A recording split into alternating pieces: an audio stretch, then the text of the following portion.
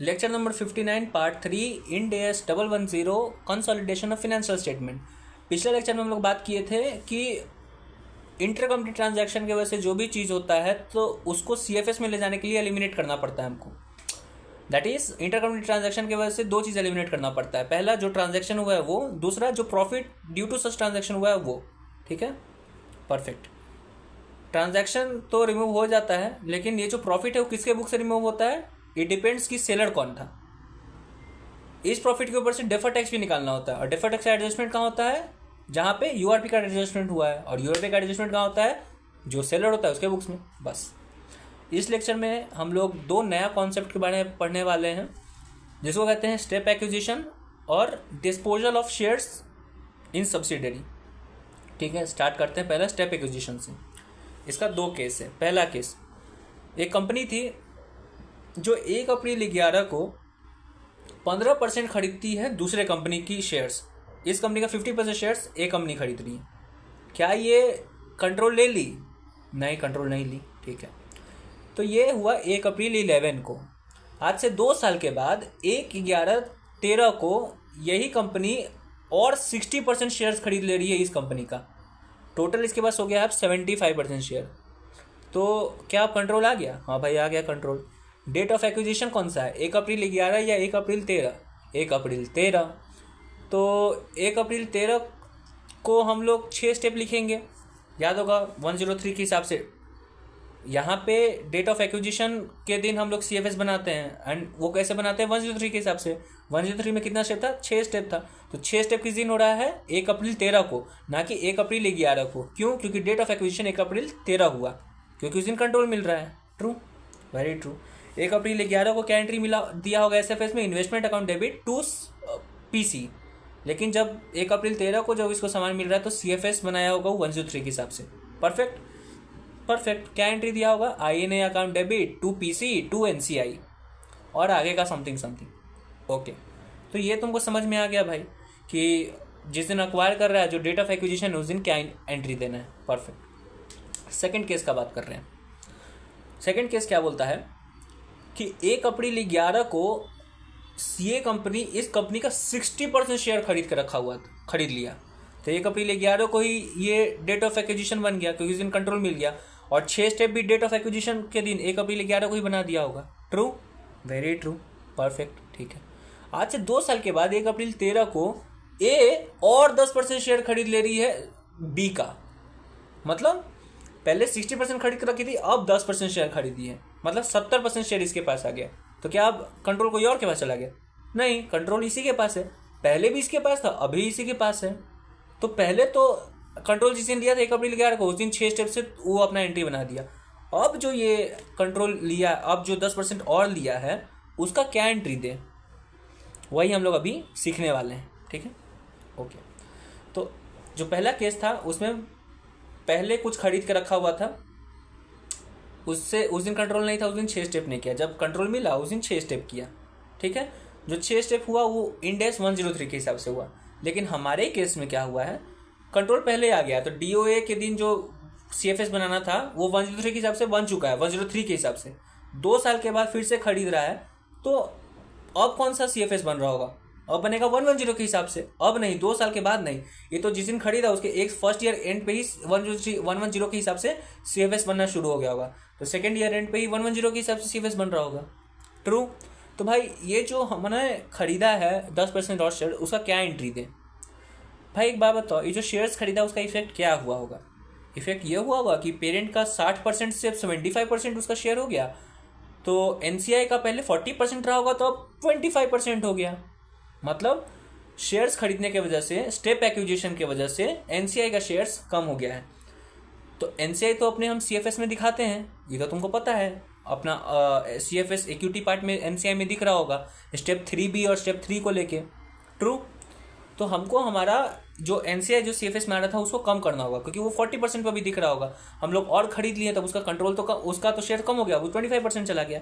तो हमको NCI का वैल्यू कम करना होगा। कैसे कम करते हैं? NCI क्रेडिट बैलेंस होता है, क्योंकि इक्विटी साइड दिख रहा है, उसको कम करने के लिए डेबिट करना होगा। तो एंट्री क्या देंगे? NCI account debit. ठीक है भाई, डेबिट कर दिए। शेयर्स खरीदने के लिए कैश दिए होगे तो 2 कैश हो गया। तो एंट्री क्या बनेगा, NCI account debit to cash. बस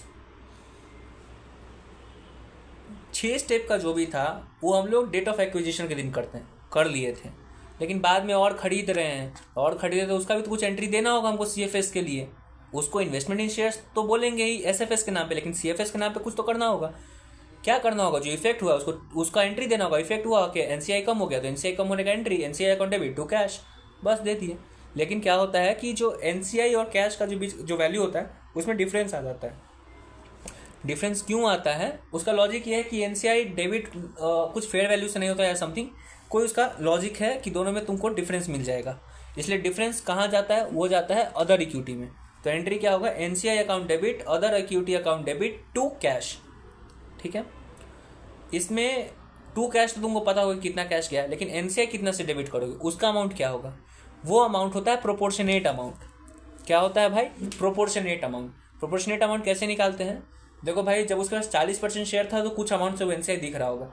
अब उसके पास 25% शेयर हो गया तो कितना अमाउंट, 40% शेयर था तो उसका दाम कुछ था, अब 15% हट गया है, तो क्रॉस मल्टीप्लाई करोगे तो तुमको पता चलेगा कि 15% का शेयर का दाम कितना है। तो एनसीआई अकाउंट डेबिट कर देना उतना अमाउंट से, टू कैश कर देना कुछ अमाउंट से, और जो डिफरेंस आएगा वो अदर इक्विटी में चला जाएगा। ठीक है, अदर इक्विटी में क्यों जाता है भाई डिफरेंस, उसका क्या लॉजिक है, उसका लॉजिक ये है कि एनसीआई कहाँ दिखता है, एनसीआई दिखता है इक्विटी के हेड में। ठीक है, तो एनसीआई से रिलेटेड कोई भी अगर बात होगा तो वो अदर इक्विटी में ही जाके, इक्विटी का ही पार्ट जो अदर इक्विटी है उसमें जाके अफेक्ट करता है। ठीक है, ओके। तो स्टेप एक्विजिशन में हम लोग क्या सीखे, दो चीज सीखे, क्या एक ही चीज़ सीखे। पहला चीज़ तो ये था कि हम लोग बाद में कंट्रोल मिल रहा है तो जिस दिन कंट्रोल मिलता है उस दिन 6 स्टेप करते हैं, वो तो नॉर्मल था।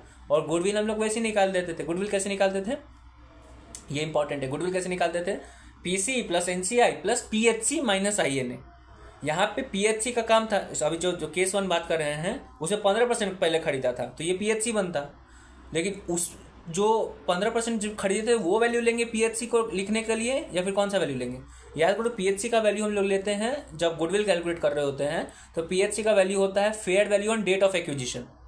6 step on date of acquisition का होता है, गुडविल भी ऑन डेट ऑफ एक्विजिशन का ही होता है। तो ये वाला जो पीएचसी का अमाउंट आएगा गुडविल कैलकुलेट करने के लिए, उसका वैल्यू होगा fair value on date of acquisition. Okay, ये सब बात याद है, ये सब तो नॉर्मल चीज़ था। लेकिन जब हम लोग सेकंड केस का बात कर रहे हैं कि डेट ऑफ एक्विजिशन का सारा काम कर चुके हैं लेकिन बाद में और कुछ खरीद रहे हैं, तो उसका क्या एंट्री देंगे, खरीदने की वजह से जो इवेंट होगा, जैसे एनसीआई कम होगा तो उसका एंट्री दे देंगे, और जो डिफरेंस जाएगा वो कहाँ जाएगा, अदर इक्विटी में। दूसरा टॉपिक का नाम क्या है, disposal of shares in subsidiary. हम एक शेयर्स को खरीद के रखे हुए, मतलब एक सब्सिडी को खरीद के रखे हुए थे, मतलब उसका कंट्रोल मेरे पास था, डैट इज 50% से ज़्यादा कंट्रोल, 50% से ज़्यादा शेयर्स उसका मेरे पास था, तो हम पेरेंट थे, वो मेरा सब्सिडियरी था। अब हम क्या कर रहे हैं कि हम अपना शेयर्स डिस्पोज कर रहे हैं, हम शेयर्स बेच रहे हैं अपना। तो 2 सिचुएशन बन सकता है, हम इतना शेयर बेच दें कि कंट्रोल ही मेरा खत्म हो जाए, तो हम 50% से ज़्यादा शेयर उसका बेच दें तो मेरे पास 40% ही शेयर बचे, मतलब उसका कंट्रोल मेरे पास नहीं रहे, हम अपना कंट्रोल खो दें, हम इतना नंबर ऑफ शेयर्स बेच दें। या फिर ऐसा हो सकता है कि हम इतना ही शेयर बेचें कि मेरा कंट्रोल मेंटेन रहे, हम स्टिल 50% पे मालिक रहेंगे। ठीक है, तो 2 केस बन सकते हैं। पहला केस का बात करते हैं जहाँ पे हम सिर्फ इतना शेयर बेचे हैं कि स्टिल हम पेरेंट हम ही हैं, कंट्रोल मेरे पास रहे, मतलब 50% कंट्रोल मेरे ही पास है। ट्रू। तो एक बात बताओ, शेयर्स बेचे हैं तो उसका इफेक्ट क्या हुआ होगा, इफेक्ट ये होगा कि तुम्हारा शेयर्स कम हो गया होगा और एनसीआई का शेयर्स का परसेंटेज बढ़ गया होगा। ठीक है भाई, तो एनसीआई का परसेंटेज बढ़ गया तो एनसीआई का परसेंटेज बढ़ा देते हैं। तो क्या जनरल एंट्री होगा एनसीआई को बढ़ाने के लिए, 2 एनसीआई, उसका क्रेडिट बैलेंस होता है, तो 2 एनसीआई हम लोग बढ़ा दिए, परफेक्ट, बढ़ गया। हम शेयर्स बेचे तो कैश आया होगा, तो cash account debit 2 NCI, NCI कितना से बढ़ेगा, वही प्रोपोर्शनल अमाउंट से एनसीआई बढ़ जाएगा, बात खत्म। और जो भी डिफरेंस आता है तुमको पता ही है कहाँ जाता है, अदर इक्विटी में। एनसीआई से रिलेटेड जो भी बात है वो अदर इक्विटी में जाता है। ट्रू। तो जब भी हम लोग शेयर डिस्पोज कर रहे हैं बट कंट्रोल मेंटेन करते हुए, तो हम लोग क्या होगा, एनसीआई का वैल्यू बढ़ जाएगा, भले ही कंट्रोल मेरे पास रहेगा तो एनसीआई बढ़ जाएगा, तो 2 एनसीआई कर देंगे, आया कैश तो एंट्री देंगे कैश अकाउंट डेबिट 2 एनसीआई, जहाँ भी डिफरेंस आएगा वो अदर इक्विटी में जाएगा। परफेक्ट। लेकिन तब क्या होगा मेरे भाई, जब हम लोग इतना शेयर बेच दे कि हमारा कंट्रोल ही खत्म हो जाए। मेरे पास 60% कंट्रोल था, हम 20% शेयर अपना बेच दिए, हम 40% पे बच गए। तो भाई चलो 40, हम नहीं, मेरे पास 60% शेयर था, हम सब बेच दिए, मेरे पास सिर्फ 10% शेयर बचा हुआ है। तो क्या हुआ होगा, एनसीआई का दाम बढ़ गया होगा, तो तुम एंट्री दे दो NCI account debit to cash account debit to NCI. Easy? नहीं भाई, नॉट ईजी। इसमें क्या हुआ है, इसमें तुम्हारा कंट्रोलरशिप खत्म हो गया है, और जब कंट्रोलरशिप खत्म हो गया तो तुमको सीएफएस बनाने का जरूरत ही नहीं है उस कंपनी के लिए। जब उस कंपनी का तुम सीएफएस बना रहे थे तभी तुमको एनसीआई को लेके कैलकुलेट करना पड़ रहा था। अब तुम कंट्रोले में नहीं हो तो तुमको एनसीआई आईए नहीं सबका कोई तुमको मतलब ही नहीं है। अब तुम नॉर्मल तुम एसएफएस में एंट्री दे सकते हो, सिर्फ investment account debit to PC, बस, और तुम कुछ करने का जरूरत नहीं है, कोई सीएफएस बनाने की जरूरत नहीं है। तो भाई अभी तक तो हम सीएफएस बना रहे थे, मेरे पास मेरे सीएफएस में रिकॉर्ड हुआ था ये कि इतना का आईएनए है, इतना पीसी है, ये सब मेरे पास सब रिकॉर्ड था। तो भाई अब क्या करना होगा, कंट्रोल खत्म हो गया तो जो भी तुम रिकॉर्ड किए थे उसको तुमको रिवर्स करना होगा। क्या क्या रिकॉर्ड किए हुए थे, जो चीज़ सेलर का था तो उसका आईएनए रिकॉर्ड किए हुए थे, उसका एनसीआई रिकॉर्ड किए हुए थे, और उसको खरीदने के वजह से जो गुडविल आया हुआ था मेरे पास उसको रिकॉर्ड किए हुए थे। 3 चीज़ रिकॉर्ड किए हुए थे। उसका क्या रिकॉर्ड किए हुए थे, आईएनए, एनसीआई और गुडविल। किसका? तीनों चीज़ सेलर का। ट्रू? क्लियर है तुमको? तो जो भी सेलर का तुम रिकॉर्ड किए हुए थे उसको तुमको रिवर्स करना पड़ेगा जब कंट्रोल जा रहा है। भले ही तुम अभी भी 10% था तुम्हारे पास, लेकिन कंट्रोल चला गया तो जो भी तुम रिकॉर्ड किए हुए थे उस सबको रिवर्स करना पड़ेगा। आईएनए कितना से रिकॉर्ड किया, 100% से, तो पूरा 100% आईएनए उसका निकाल दो। जो भी एनसीआई तुम उसको रिकॉर्ड किए हुए था वो पूरा एनसीआई हटा दो। जो भी उसका तुम गुडविल रिकॉर्ड किए हुए था वो पूरा हटा दो। आईएनए का डेबिट होता है तो उसको हटाने के लिए क्रेडिट, एनसीआई का बैलेंस क्रेडिट होता है उसको हटाने के लिए डेबिट, गुडविल का वैल्यू डेबिट होता है तो उसको करो क्रेडिट। अगर उसको लाने के लिए गुडविल की जगह जीबीपी आया था तो जीबीपी का बैलेंस होता है क्रेडिट, उसको हटाने के लिए डेबिट। ट्रू?